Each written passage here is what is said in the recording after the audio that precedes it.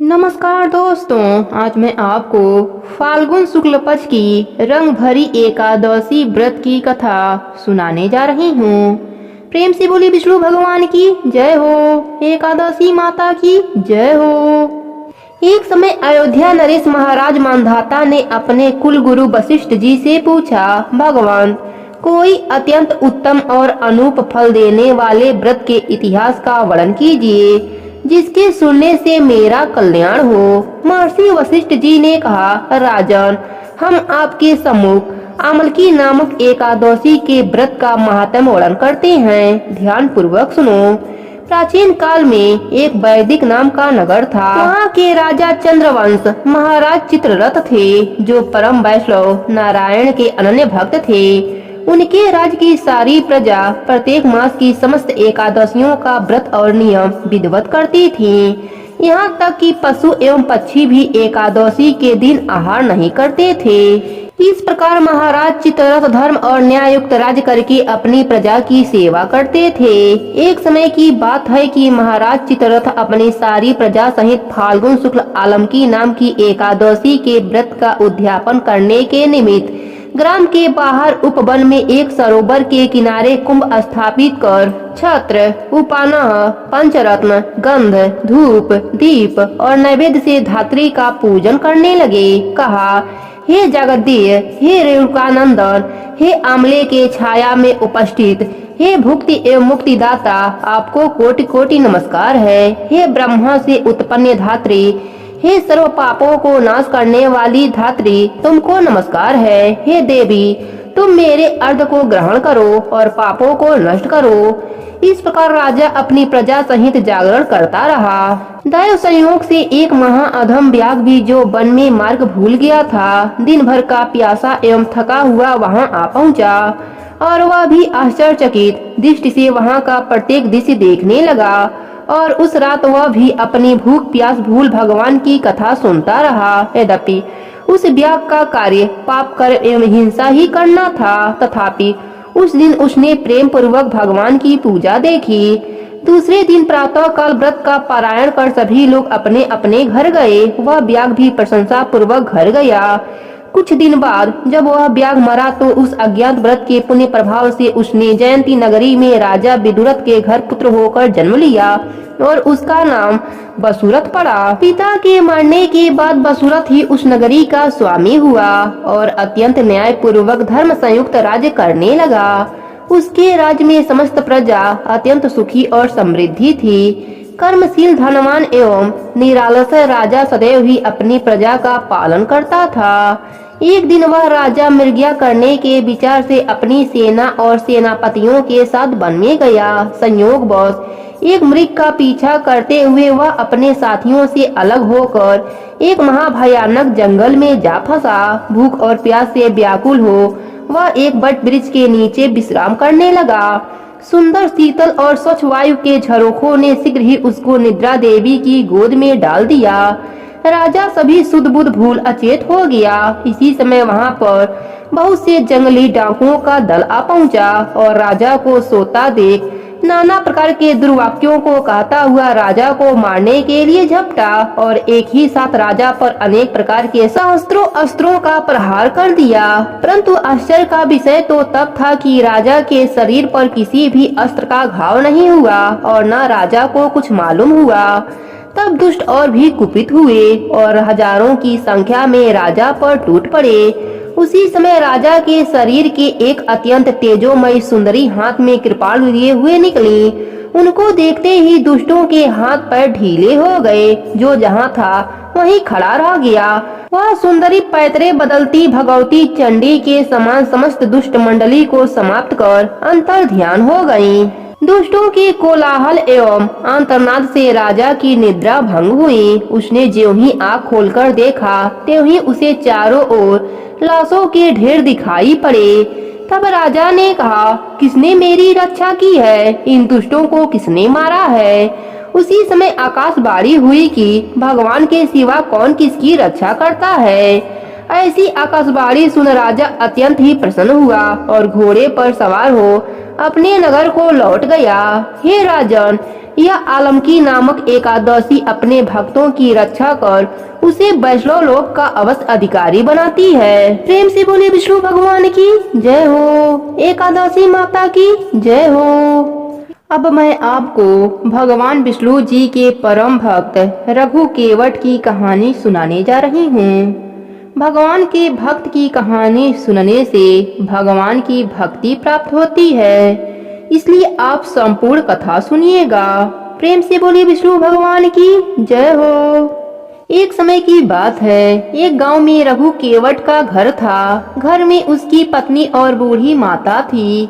रघु केवट गांव में मछलियां पकड़ने का कार्य किया करता था। वह सुबह सुबह मछलियां पकड़ने का जाल लेकर मछलियां पकड़ने जाता था और इन पकड़ी हुई मछलियों को बेचकर वह परिवार का पालन पोषण किया करता था। पूर्व जन्म के पुण्य और संस्कारों के प्रभाव से रघु के हृदय में भगवान की भक्ति थी। वह अत्यंत दयालु था। मछलियां जब उसके जाल में आके तड़पने लगती तब उसका चित्त व्याकुल हो जाता। उसे अपने कार्य पर ग्लानि होती, परंतु जीवन निर्वाह का दूसरा कोई साधन नहीं होने के कारण वह अपने व्यवसाय को छोड़ नहीं पाता था। रघु ने एक अच्छे गुरु से दीक्षा ले रखी थी। गले में तुलसी की कंठी बांध रखी थी। वह सुबह सुबह स्नान करके भगवान का नाम जपा करता था। साथ ही एकादशी का व्रत भी किया करता था। साथ ही भागवत सुनना, सत्संग में जाना उसका दैनिक कार्य हो गया था। इन सब से उसका अंतःकरण धीरे धीरे शुद्ध हो गया। जीव मात्र में भगवान विराजमान है, यह बात उसके समझ में आने लगी। जीव हिंसा से उसे तीव्र विरक्ति होने लगी। रघु के लिए मछली पकड़ना बहुत ही कलेशदायक हो गया। उसने इस कार्य को छोड़ दिया। कुछ दिन तो घर में संचित अन्न से काम चलता रहा। इसके बाद उपवास होने लगा। घर में त्राहि त्राहि मच गई। पेट की ज्वाला तथा माता और पत्नी के तिरस्कार से व्याकुल होकर रघु को फिर जाल उठाना पड़ा। वह स्वयं तो भूख से प्राण दे सकता था, पर वृद्ध माता और पत्नी का कष्ट उससे सहा नहीं जाता। वह पछताता और भगवान से प्रार्थना करता। एक दिन वह मछली पकड़ने तालाब पर गया। जाल डालने पर एक बड़ी सी लाल मछली जाल में आ गई और जाल से निकलने पर तड़पने लगी। रघु का हृदय छटपटा उठा। उसे याद आया कि सभी जीवों में भगवान है। उस तड़पती मछली में उसे भगवान स्पष्ट प्रतीत होने लगे। इसी समय उसकी माता और पत्नी के भूख का स्मरण भी हुआ। दुखी और व्याकुल रघु ने मछली को जाल से निकालकर पकड़ा और कहने लगा, मत्स्य रूपी हरि मेरे दुख की बात सुनो। तुम्ही ने मुझे धीवर बनाया है। जीवों को मारकर पेट भरने के सिवा और कुछ मैं नहीं जानता और मैं जीवन निर्वाह का कोई दूसरा उपाय नहीं जानता। इसलिए मैं तुमको मारने के लिए विवश हूँ। तुम हरि हो या कोई और, आज मेरे हाथ से बचकर नहीं जा सकती। रघु ने दोनों हाथों से जोर से मछली का मुख पकड़ा और उसे फाड़ने लगा। सहसा मछली के भीतर से स्पष्ट शब्द सुनाई दिया, रक्षा कर नारायण, रक्षा कर। रघु चकित रह गया। उसका हृदय आनंद से भर गया। मछली को लेकर वह वन की ओर भागा। वहाँ पर्वत से बहुत से झरने गिरते थे। उन झरनों ने अनेक जल कुंड बना लिए थे। रघु ने एक जलकुंड में मछली डाल दिया। रघु भूल गया कि वह कई दिनों से भूखा है। भूल गया कि घर में माता तथा पत्नी उसकी प्रतीक्षा कर रहे हैं। वह तो कुंड के पास बैठ गया। उसके नेत्रों से दो झरने गिरने लगे। वह भरे कंठ से कहने लगा, प्रभु आपने मुझे मछली के भीतर से नारायण नाम सुनाया है, अब आप दर्शन क्यों नहीं देते? आपका स्वर इतना मधुर है तो आपकी छवि कितनी सुंदर होगी। मैं आपका दर्शन पाए बिना अब यहाँ से नहीं उठूंगा। रघु को वहाँ बैठे 3 दिन हो गए। वह नारायण नारायण रट लगाए था। नारायण में तन्मय था। उसके मुख में जल की एक बूंद तक नहीं गई। उसे दिन और रात का पता भी नहीं चलता था। सदा भक्त की खोज खबर रखने वाले भगवान एक वृद्ध ब्राह्मण के भेष में वहां आ पहुंचे और पूछने लगे, अरे तपस्वी, तू कौन है? तू इस निर्जन वन में क्यों आया है? यहाँ कब से बैठा है? तेरा नाम क्या है? रघु का ध्यान टूटा। उसने ब्राह्मण को प्रणाम करके कहा, महाराज, मैं कोई भी हूँ, आपको इससे क्या मतलब? बातें करने से मेरे ध्यान में विघ्न पड़ता है, आप पधारें। ब्राह्मण ने तनिक हंसकर कहा, मैं तो चला जाऊंगा, पर तू सोच तो सही, क्या कोई मछली भी मनुष्य की बोली बोल सकती है? तुझे भ्रम हो गया है। जब उस मछली में कुछ है ही नहीं तो तुझे किसके दर्शन होंगे? तू यहाँ व्यर्थ में बैठा है, घर चला जा रघु। रघु ब्राह्मण की बात सुनकर चौंक पड़ा। उसने समझ लिया कि मछली की बात जानने वाले यह सर्वज्ञ मेरे प्रभु ही हैं। वह बोला, प्रभु, सब जीवों में परमात्मा ही हैं, यह बात भी जानता हूँ। मछली के शरीर में वही बोलने वाले हैं। मैं बड़ा पापी हूँ, मैंने जीवों की हत्या की है। क्या इस कारण आप मेरी परीक्षा ले रहे हैं? आप ही तो नारायण हैं, आप प्रकट होकर मुझे दर्शन क्यों नहीं देते? मुझे क्यों तरसा रहे हैं प्रभु? भक्त की प्रेम भरी प्रार्थना सुनकर कृपा सागर प्रभु अपने दिव्य चतुर्भुज रूप में प्रकट हो गए। रघु तो उस लावण्य रूप को देखकर ताकता ही रह गया। वह आंसू बहाता हुआ प्रभु के चरणों में गिर गया। भगवान ने उसे भक्ति का आशीर्वाद देकर और भी वर मांगने को कहा। रघु ने हाथ जोड़कर कहा, प्रभु, आपके दर्शन हो गए और आपने भक्ति का आशीर्वाद भी दे दिया, फिर अब मांगने को क्या रह गया? परंतु आपकी आज्ञा है तो मैं एक छोटी वस्तु मांगता हूँ। जाति से धीवर हूँ, मछलियाँ मारना मेरी पौत्रिक स्वभाव है। मैं यही वरदान मांगता हूँ कि मेरा यह स्वभाव छूट जाए। पेट के लिए भी मैं कभी हिंसा न करूँ। अंत समय में मेरे जीव आपका नाम रटती रहे और आपका दर्शन करते हुए मेरे प्राण निकले। भगवान ने रघु के मस्तक पर हाथ रखकर तथास्तु कहा और अंतर ध्यान हो गए। भगवान का दर्शन पाकर रघु संपूर्ण बदल गया।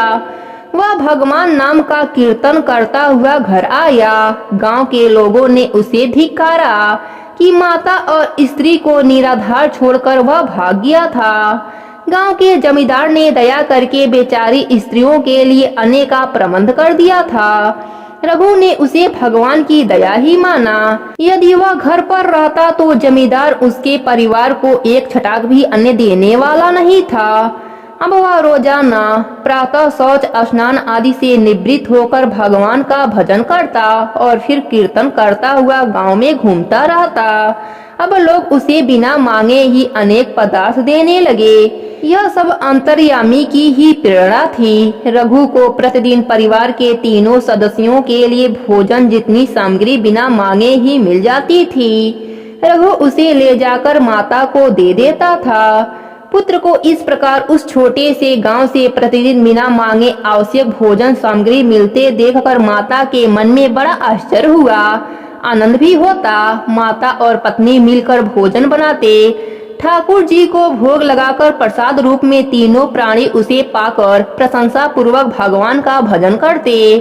इस प्रकार परिवार का पालन पोषण होने लगा। उसकी माता तथा पत्नी भी अब भजन में लग गए। अब रघु भजन के प्रभाव से पूरा साधु हो गया था। दिन रात उसका मन भगवान में लगा रहता था। वह नाम कीर्तन करते करते बेसुध हो जाता था। भक्त रघु अब पूर्ण साधु स्वभाव को प्राप्त हो गया था। किसी से कुछ भी कहना सुनना नहीं था। किसी के मन में उद्वेग हो ऐसी कोई चेष्टा भी नहीं करता। दिन रात श्री हरि का नाम कीर्तन करता रहता और भगवान में मन को लगाए रखना यही उसका काम था। नाम कीर्तन करते करते रघु को प्रेम समाधि हो जाया करती थी। गांव के कुछ दुष्ट बालक रघु को छेड़ते, उसके पीछे पीछे दौड़ते, परंतु रघु कुछ भी जवाब नहीं देता। इससे लड़कों का साहस और बढ़ गया। कुछ बदमाश लड़के गालियां देने लगते और एक दो मिट्टी के ढेले भी फेंकना शुरू कर दिया। रघु पहाड़ के समान अचल था, कोई कुछ भी कहे। प्रभु प्रेम में डूबे हुए रघु को तो कुछ पता ही नहीं चलता। रघु की ऐसी स्थिति हो गई थी कि जब उसको बाह्य ज्ञान रहता था तब भी उस पर गालियों और मार का कोई असर नहीं होता था। क्रोध, क्षोभ और दुख माया मानो उसके हृदय से सदा के लिए बाहर हो गए हों। रघु की इस उदासीनता से लड़कों का उपद्रव बहुत बढ़ गया। बिना कारण ही रघु को सताना और मारना गांव के आवारा लड़कों के मनोरंजन का साधन बन गया था। रघु कहीं भी जाता तो लड़कों की टोली अपना काम करती हुई उसके पीछे पीछे रहती। भले लड़के तो केवल हंस हंस कर ही रह जाते, परंतु बदमाशों को धूल फेंकते और ढेला मारते, इसके बिना उन्हें आनंद नहीं आता। गांव के भले लोग लड़कों को ऐसा करने से रोकते। जो अच्छे लड़के होते वह तो अलग हो जाते, परंतु ढीठ लड़के किसी की भी नहीं मानते। एक दिन रघु गांव से भीख मांगकर अपने घर की ओर जा रहा था। इतने में ही पीछे से आकर एक दुष्ट लड़के ने उसके पीठ पर कांटों वाला डंडा मारा। रघु ने कुछ नहीं कहा। अब लड़का बार बार घुमा घुमा कर डंडा मारने लगा। रघु का शरीर लहूलुहान हो गया, खून की धारा बह निकली, तो भी रघु ने अपने मुंह से एक शब्द नहीं निकाला। भगवत शक्ति ने अपना कार्य शुरू कर दिया। रघु कुछ ही आगे बढ़ा था कि उसे मारने वाला लड़का बेहोश होकर गिर पड़ा और गिरते ही उसके प्राण पखेरु उड़ गए। लोग एकत्र हो गए। कुछ लोगों ने उसके घर जाकर माँ बाप को खबर दी। घर के लोग दौड़ आए, लड़के को बार बार उठाकर बैठाने की चेष्टा करने लगे। आखिर नाक के पास रुई रखकर देखा गया तो मालूम हुआ कि उसका सांस ही बंद है। माँ बाप रोने लगे, हाहाकार मच गया, परंतु उससे क्या होता। माता पिता को अपने लड़के के दुष्ट स्वभाव, निर्दयी आचरणों का पता चला। उन लोगों ने सोचा अवश्य ही यह निरपराध रघु को मारने का फल है। गांव के लोगों ने भी एक स्वर में यही कहा। अंत में सभी के सलाह से यह निश्चय हुआ कि रघु के घर चलकर उससे प्रार्थना की जाए। भक्त बहुत ही कोमल हृदय के होते हैं। उनका चित्त दूसरों का दुख देखकर सहज ही पिघल जाता है। रघु महान भक्त है। यदि वह बालक का अपराध क्षमा कर देगा तो लड़का जी उठेगा, इसमें संदेह नहीं है। यह विचार कर बालक के माता पिता घर के अन्य लोगों के साथ मृत शरीर को लेकर रोते कहारते रघु के घर पहुँचे और दोनों वृद्ध स्त्री पुरुष रघु के चरणों में पड़कर दीन बाड़ी से कहने लगे, भक्त रघु, हम आज बड़े ही दुखी हैं। हम जानते हैं कि हमारा लड़का बहुत ही दुष्ट था और उसने तुमको जो तकलीफ दिया है वह कभी भी क्षमा करने योग्य नहीं है, परंतु माँ बाप के नाते हम आज सर्वथा निष्काम हो गए हैं। हम अंधों का तो वही एकमात्र लड़का था। उसकी दुष्टता की ओर देखते हैं तो हम तुझे मुंह भी नहीं दिखा सकते, परंतु तुम्हारी दयालुता पर भरोसा करके हम तुम्हारे सामने रो रहे हैं। अब तुम इस अज्ञानी बालक का अपराध क्षमा करो। यह बच्चा नहीं जिएगा तो हम दोनों भी नहीं जी सकेंगे। तुम भक्त हो, तुम्हारा कोई शत्रु नहीं है, फिर इस बालक पर इतनी कठोरता क्यों की गई। रघु वृद्ध दंपत्ति को चरणों में पड़ता देखकर उसका हृदय चकित सा रह गया। उसे अभी तक यह मालूम नहीं था कि उसको मारने वाला लड़का मर गया है। अब सारी बात समझकर रघु ने कहा कि यह आप क्या कह रहे हैं, मैं अधम केवट हूँ, मेरे पैरों को हाथ न लगाइए। यह कहकर रघु ने बड़ी ही नम्रता के साथ उन्हें उठाकर बैठाया और कहा, यह आप क्या कह रहे हैं, मैंने तो कभी नहीं चाहा कि आपका बालक मर जाए। यदि मेरे कारण ही उसकी मृत्यु हुई है तो मैं भी बड़ा अपराधी हूँ। मेरे इस अपराध से कैसे छुटकारा होगा। यह सच है कि उसने मुझको मारा था, परंतु इसमें उसका क्या कसूर था। निजकृत कर्म रूपी कारण हुए बिना ईश्वर के राज्य में किसी को कोई दंड नहीं मिल सकता। मुझे यह जो शारीरिक दंड मिला है यह अवश्य ही मेरे किसी पूर्वकृत कर्म का ही फल है। वह तो बेचारा मूर्खतावश निमित्त बन गया था। हे परमेश्वर, मैं कैसा अन्यायी और पापी हूँ। आज मुझ अधम के कारण इन वृद्ध स्त्री पुरुष पर महान संकट पड़ रहा है। यदि वास्तव में मेरे मन में उस बालक के प्रति उसके द्वारा मारते समय भी कोई द्वेष न उपजा हो तो हे प्रभु दया करके इस बालक को जीवन दान दीजिए। ऐसा कहते कहते रघु की आंखों में आंसुओं की धारा बह चली। उसने प्रेम से कहा, भाइयों आओ हम सब मिलकर श्री हरि नाम की धुन लगाएं और बालक को उठ बैठने के लिए कहें। इतना सुनकर सबने मिलकर हरि कीर्तन आरंभ कर दिया। मृतक बालक के चारों ओर घूम घूम कर गांव वाले कीर्तन करने लगे। रघु भगवान के प्रेम में पागल होकर नाचने लगा और सब लोग मिलकर बालक को पुकार पुकार कर उठ बैठने के लिए कहने लगे। इतना सुनते ही भक्त की श्रद्धा भगवान नाम के महात्म्य भक्त वत्सल्य भगवान की कृपा से देखते ही देखते बालक अपना अंग ममोड़ने लगा और नींद से जागने की भांति उठ बैठा।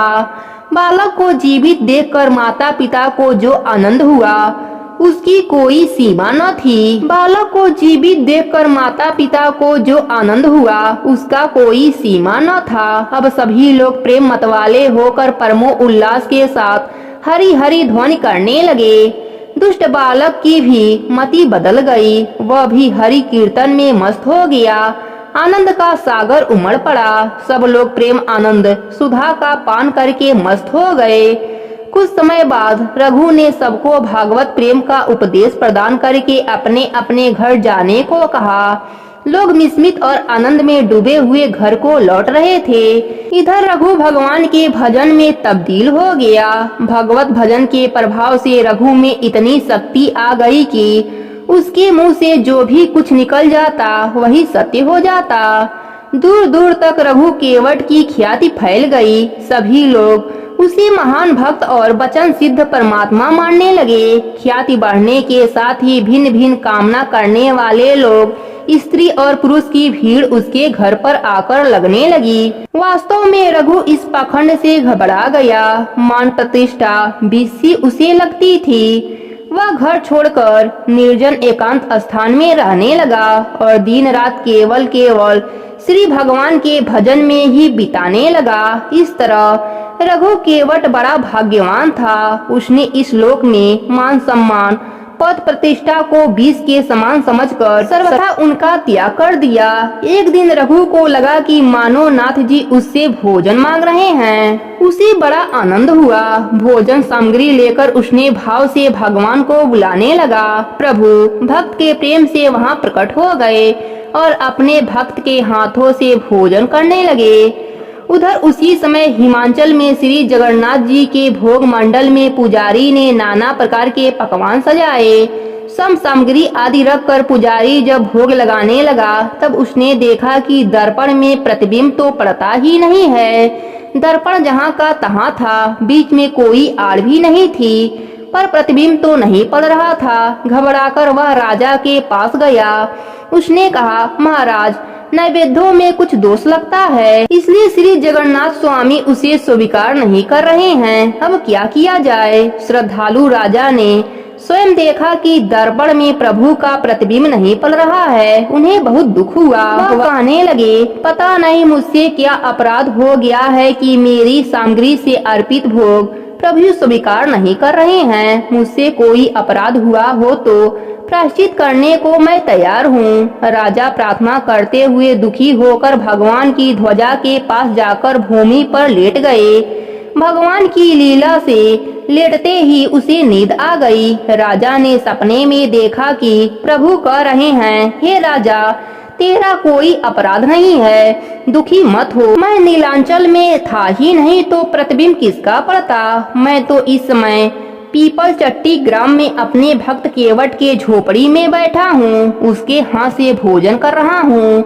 यह जब तक नहीं छोड़ता मैं वहाँ आकर तेरा नैवेद्य कैसे स्वीकार कर सकता हूँ। यदि तू मुझे यहाँ बुलाना चाहता है तो मेरे इस भक्त के माता और स्त्री के साथ यहाँ ले आ, यहीं उनकी रहने का व्यवस्था कर। उसके बाद राजा का सपना टूट गया। वह एकदम उठ खड़े हुए, घोड़े पर बैठकर पीपल चट्टी ग्राम पहुँचे। गांव वालों से पूछकर रघु केवट की झोपड़ी का पता लगाया। जब कई बार पुकारने पर भी द्वार नहीं खुला, तब उन्होंने स्वयं बल लगाकर द्वार खोला। कुटिया का दृश्य देखते ही मूर्ति के भांति हो गए। रघु के सामने रखे भोजन किसी को ग्रास दे रहा था।